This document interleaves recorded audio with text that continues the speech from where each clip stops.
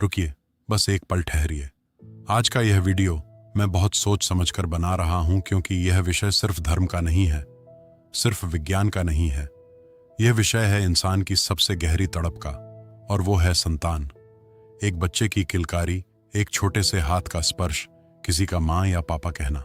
दुनिया में शायद ही कोई खुशी इससे बड़ी हो, लेकिन कुछ घरों में यह खुशी आती ही नहीं। और जब नहीं आती तो समाज क्या करता है?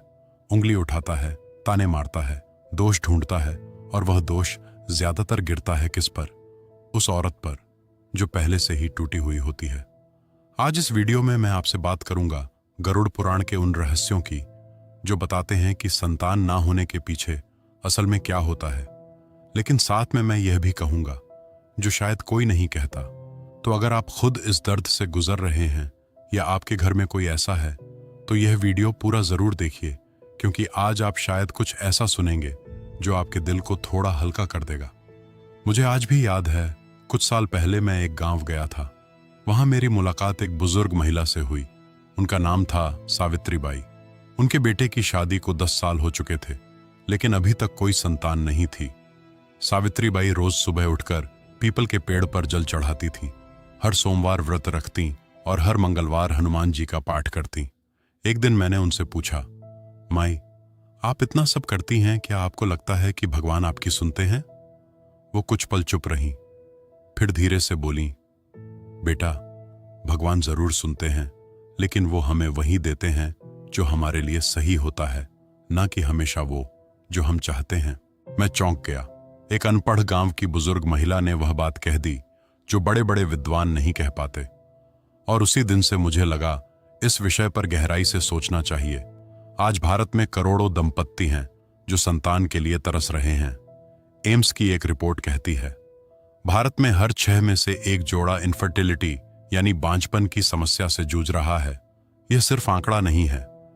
हर नंबर के पीछे एक टूटा हुआ दिल है, एक टूटी हुई उम्मीद है, और एक सवाल है, आखिर हमारे साथ ही ऐसा क्यों? अब बात करते हैं गरुड़ पुराण की। बहुत लोग सोचते हैं कि गरुड़ पुराण सिर्फ मृत्यु के बाद पढ़ा जाता है, लेकिन यह सच नहीं है। गरुड़ पुराण 18 महापुराणों में से एक है। इसमें सिर्फ मृत्यु की बात नहीं है, इसमें जीवन के हर पहलू की बात है। कर्म की, आत्मा की, जन्म की और पुनर्जन्म की। भगवान विष्णु और गरुड़ जी के बीच का यह संवाद आत्मा के सफर को बताता है, और उस सफर में संतान का विषय भी आता है। गरुड़ जी ने भगवान विष्णु से पूछा, प्रभु, कुछ लोग जीवन भर संतान सुख से वंचित क्यों रहते हैं?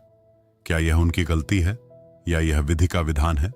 भगवान विष्णु ने जो जवाब दिया वह आज भी उतना ही प्रासंगिक है। उन्होंने कहा, हे गरुड़, संतान का जन्म केवल शरीर से नहीं होता, वह कर्मों से, आत्माओं के मिलन से और दैव संयोग से होता है। आइए इसे समझते हैं एक एक करके। गरुड़ पुराण का पहला और सबसे महत्वपूर्ण कारण है कर्म बंधन। लेकिन रुकिए, मैं यहां एक जरूरी बात कहना चाहता हूं। जब हम कर्म कहते हैं तो इसका मतलब यह नहीं कि तुमने कुछ बुरा किया था इसलिए तुम्हें सजा मिल रही है। यह सोच बहुत क्रूर है, और यह सोच शास्त्रों की सच्ची शिक्षा नहीं है। कर्म का मतलब है ऊर्जा का संतुलन। जो ऊर्जा हम देते हैं वही वापस आती है, कभी इसी जन्म में, कभी अगले जन्म में। अब गरुड़ पुराण कहता है कि कुछ विशेष कर्म हैं जो संतान सुख को प्रभावित करते हैं। पहला कर्म है, अगर किसी व्यक्ति ने पिछले जन्म में या इस जन्म में किसी बच्चे को जानबूझकर कष्ट दिया हो, किसी अनाथ बच्चे की मदद करने से मुंह फेर लिया हो, तो वह ऊर्जा इस जन्म में वापस आती है। दूसरा कर्म है माता पिता का अपमान। शास्त्र कहते हैं, मातृदेवो भव, पितृदेवो भव। जो माता पिता का दिल दुखाते हैं उन्हें पितृदोष लगता है, और पितृदोष संतान सुख में सबसे बड़ी बाधा है। तीसरा कर्म है गर्भ में जीवन को नष्ट करना। यह एक बहुत संवेदनशील विषय है। मैं यहां किसी को दोष नहीं दे रहा, क्योंकि कभी कभी परिस्थितियां इंसान को मजबूर करती हैं, लेकिन शास्त्र यह जरूर कहते हैं कि इस कर्म का प्रभाव आत्मा पर पड़ता है और उसके लिए प्रायश्चित और पूजा जरूरी है। अब एक जरूरी सवाल, क्या इसका मतलब यह है कि जो लोग बच्चे पैदा कर लेते हैं वह सब पुण्य आत्मा है? नहीं, बिल्कुल नहीं। कुछ लोग बच्चे पैदा तो करते हैं, लेकिन उन बच्चों को प्यार, सम्मान और अच्छी जिंदगी नहीं देते। तो संतान होना सिर्फ एक घटना है, और संतान को अच्छा इंसान बनाना असली पुण्य है। यह वह हिस्सा है जो मुझे सबसे ज्यादा सोचने पर मजबूर करता है। गरुड़ पुराण और कई अन्य शास्त्र कहते हैं, हर आत्मा अपने माता पिता खुद चुनती है। जी हां, आत्मा पहले से तय करती है मुझे किस घर में जन्म लेना है, किसे मां बनाना है, किसे पिता। यह चुनाव क्यों होता है? क्योंकि आत्मा को एक उद्देश्य के साथ जन्म लेना होता है। कोई आत्मा आती है एक महान वैज्ञानिक बनने के लिए, कोई आती है किसी परिवार के दर्द को खत्म करने के लिए, कोई आती है प्रेम देने के लिए। और जब किसी घर में वह परिस्थितियां नहीं होती जो उस आत्मा के उद्देश्य के लिए जरूरी हों, तो वह आत्मा वहां जन्म नहीं लेती। इसे एक उदाहरण से समझते हैं। मान लीजिए एक बीज है, आम का बीज। अगर उसे रेगिस्तान की सूखी मिट्टी में डाल दो तो क्या वह उगेगा? नहीं। उसे चाहिए सही मिट्टी, सही पानी, सही धूप। ठीक वैसे ही एक पवित्र आत्मा उसी घर में जन्म लेती है जहां उसके विकास के लिए सही माहौल हो। लेकिन यहां एक और पहलू है। कभी कभी कुछ आत्माएं किसी घर के करीब आती हैं, बार बार आती हैं, लेकिन जन्म नहीं लेती। क्यों? क्योंकि वह घर का कर्म अभी शुद्ध नहीं हुआ है। जैसे ही वह घर पुण्य कर्म से, प्रेम से, सेवा से शुद्ध होता है, वह आत्मा आ जाती है। इसीलिए शास्त्र कहते हैं, पहले खुद को बदलो, घर को पवित्र करो, तब देखो जीवन का रास्ता खुद मिल जाता है। क्या आपने कभी किसी घर में घुसते ही महसूस किया है यहां अजीब सी शांति है, या यहां दम घुटता है? यह सिर्फ आपकी कल्पना नहीं है। हर घर की एक ऊर्जा होती है।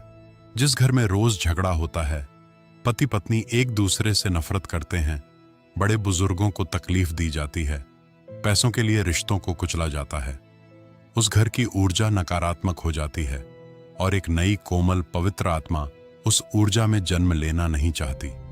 यह कोई अंधविश्वास नहीं है। आधुनिक विज्ञान भी कहता है, बच्चे के जन्म से पहले मां की मानसिक अवस्था गर्भ में पल रहे शिशु को बहुत प्रभावित करती है। तनाव में रहने वाली मां के शरीर में कॉर्टिसोल हार्मोन बढ़ता है जो फर्टिलिटी को कम करता है। यानी विज्ञान भी कह रहा है, प्रेम और शांति जीवन को बुलाती है। मुझे याद है एक और किस्सा। एक दोस्त ने बताया था, उनके रिश्तेदार के घर में 10 साल तक बच्चा नहीं हुआ। घर में रोज लड़ाई, सास बहू का झगड़ा, पति पत्नी में कोई प्यार नहीं। फिर एक दिन उन दोनों ने तय किया, सब कुछ छोड़ो, एक नई शुरुआत करते हैं।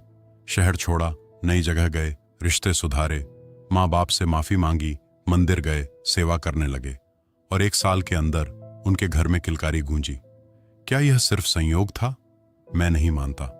अब मुझे एक बात कहनी है जो शायद कुछ लोगों को अच्छी ना लगे, लेकिन यह कहना जरूरी है। हमारे समाज में जिस दंपत्ति के बच्चे नहीं होते, उनके साथ जो होता है वह बहुत क्रूर है। रिश्तेदार पूछते हैं, अभी तक कोई खुशखबरी नहीं? पड़ोसी फुसफुसाते हैं, सुना है भाभी में कोई कमी है। माँ बाप ताने देते हैं, हमें तो नाती पोते देखने नहीं मिलेंगे। और सबसे ज्यादा तकलीफ देने वाली बात, त्योहारों पर, शादियों में उन्हें अलग नजर से देखा जाता है। बांझ, निसंतान, अपूर्ण, यह शब्द किसी इंसान की रूह को तोड़ने के लिए काफी है। मैं आपसे एक सवाल पूछना चाहता हूं। अगर कोई आपसे कहे तुम अधूरे हो, तुम्हारी जिंदगी बेकार है, तुम्हारे जीने का कोई मतलब नहीं, तो आपको कैसा लगेगा? बिल्कुल वैसा ही लगता है उन दंपत्तियों को, हर दिन, हर त्योहार, हर मिलन। शास्त्र कहते हैं, किसी के दुख पर नमक छिड़कना खुद एक पाप है। तो अगर आप ऐसा कर रहे हैं तो रुकिए, और अगर आप ऐसे दर्द में हैं तो जानिए, आप अकेले नहीं हैं और आप अधूरे नहीं हैं। अब मैं आपसे कुछ ऐसा कहूंगा जो शायद पहले कभी किसी ने नहीं कहा। कभी कभी संतान ना होना सजा नहीं है, यह सुरक्षा है। हाँ, भगवान कभी कभी किसी बच्चे को इसलिए नहीं भेजते क्योंकि वह जानते हैं उस बच्चे को उस घर में बहुत दुख सहना होगा, या उस दंपत्ति को अभी कुछ और करना है, कोई और उद्देश्य है उनके जीवन का। मैं आपको एक ऐतिहासिक उदाहरण देता हूं। महान वैज्ञानिक निकोला टेस्ला, जिन्होंने दुनिया को बिजली दी, वह कभी शादी नहीं कर पाए, कभी संतान नहीं हुई। क्या उनका जीवन अधूरा था, या उनका जीवन इतना बड़ा था कि एक परिवार उसमें समाता नहीं? स्वामी विवेकानंद, एपीजे अब्दुल कलाम, इन महान आत्माओं का कोई बच्चा नहीं था, लेकिन इन्होंने करोड़ों बच्चों की जिंदगी बदली। कभी कभी भगवान आपको एक बच्चा देने की बजाय आपको लाखों बच्चों का आशीर्वाद देते हैं। अब बात करते हैं उन उपायों की जो शास्त्र बताते हैं। लेकिन पहले एक बात, यह उपाय कोई जादू नहीं है, ये शॉर्टकट्स नहीं है, यह हैं आपके जीवन को शुद्ध करने के रास्ते। पहला उपाय, पितृदोष शांति। अगर आपके घर में पितृदोष है, यानी पूर्वजों की आत्माएं अशांत हैं, तो उनकी तृप्ति के लिए श्राद्ध करें, पिंडदान करें। गया जाए या किसी भी पवित्र स्थान पर। पितरों को प्रसन्न करने से घर का वातावरण बदलता है। दूसरा उपाय, माता पिता की सेवा। जितना हो सके अपने माँ बाप के पैर छुएं, उनकी सेवा कीजिए, उनसे माफी मांगिए अगर कभी दिल दुखाया हो। शास्त्र कहते हैं माता पिता की दुआ से बड़ा कोई उपाय नहीं। तीसरा उपाय, बच्चों की सेवा। किसी अनाथालय जाइए, वहां बच्चों के साथ समय बिताइए, उन्हें खाना खिलाइए, उन्हें पढ़ाइए, उनसे प्यार कीजिए। जब आप किसी और के बच्चे को प्यार देते हैं तो ब्रह्मांड उसे नोटिस करता है। चौथा उपाय, घर में शांति और प्रेम। रोज सुबह उठकर अपने जीवन साथी को प्यार से देखिए, एक दूसरे से बात कीजिए, झगड़े कम कीजिए, माफ करना सीखिए। जब घर में प्रेम होगा तो जीवन खुद रास्ता ढूंढ लेगा। पांचवां उपाय, दान और सेवा। किसी जरूरतमंद की मदद करें, खासकर गर्भवती महिलाओं की, बेसहारा बच्चों की, बीमार माँ बाप की। यह दान आपके कर्म को हल्का करता है। छठा उपाय, वैद्यकीय इलाज को नजरअंदाज मत करें। हाँ, मैं यह भी कह रहा हूं, शास्त्र और विज्ञान दोनों साथ चल सकते हैं। IVF, IUI, दवाइयां, यह सब भी ईश्वर की देन है।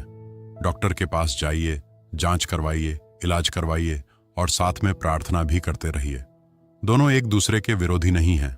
अगर आप वह दंपत्ति हैं जिन्होंने सब कुछ किया, हर मंदिर गए, हर डॉक्टर को दिखाया, हर उपाय किया, फिर भी खाली हाथ हैं, खाली गोद है और अब थक चुके हैं, तो मैं आपसे एक बात कहना चाहता हूं, बहुत प्यार से, बहुत आदर से। आप हारे नहीं हैं। आप एक ऐसी लड़ाई लड़ रहे हैं जो बहुत कम लोग समझ सकते हैं, और यह लड़ाई आपको कमजोर नहीं बनाती, यह आपको मजबूत बनाती है। मैंने कई ऐसे दंपत्तियों को देखा है जिन्हें बच्चा नहीं हुआ, लेकिन उन्होंने अपनी जिंदगी को इतनी खूबसूरती से जिया। जैसे किसी ने अनाथ बच्चों को गोद लिया, किसी ने NGO खोला, किसी ने समाज की सेवा में खुद को लगा दिया, और वह लोग आज सबसे खुश हैं, सबसे पूर्ण हैं, क्योंकि उन्होंने जाना जिंदगी का मतलब सिर्फ एक बच्चा पैदा करना नहीं, जिंदगी का मतलब है प्यार देना और प्यार बांटना। दोस्तों, आज का यह वीडियो बनाते वक्त मेरी आंखें कई बार भर आईं, क्योंकि मैं जानता हूं यह दर्द कैसा होता है। मेरे परिवार में भी ऐसा कोई है, शायद आपके भी हो, और उनके लिए यह वीडियो है। तो अगर आप किसी ऐसे दंपत्ति को जानते हैं जो इस दर्द से गुजर रहे हैं, तो अगली बार जब उनसे मिलें, यह मत पूछिए कब होगा, बस उनसे पूछिए कैसे हो, बस इतना काफी है। और अगर आप खुद उस दर्द में हैं तो याद रखिए, हर खाली गोद अधूरी नहीं होती। कुछ जीवन इससे भी बड़े उद्देश्य के लिए होते हैं, और ईश्वर की योजना हमेशा हमारी समझ से बड़ी होती है। रहिए प्यार में, रहिए शांति में, और भरोसा रखिए जो होना है होकर रहेगा। जो नहीं हुआ शायद उसकी वजह भी एक दिन समझ आएगी। दोस्तों, अगर इस वीडियो ने आपके दिल को थोड़ा भी छुआ हो तो इसे शेयर कीजिए किसी ऐसे इंसान के साथ जो इस दर्द में है या जो इस दर्द को नहीं समझता, क्योंकि कभी कभी एक वीडियो किसी की जिंदगी बदल देता है। चैनल को सब्सक्राइब करें, बेल आइकॉन दबाएं और नीचे कमेंट में लिखें, हर आत्मा का एक वक्त होता है, अगर आप इससे सहमत हैं। मिलते हैं अगले वीडियो में, तब तक जय श्री राम।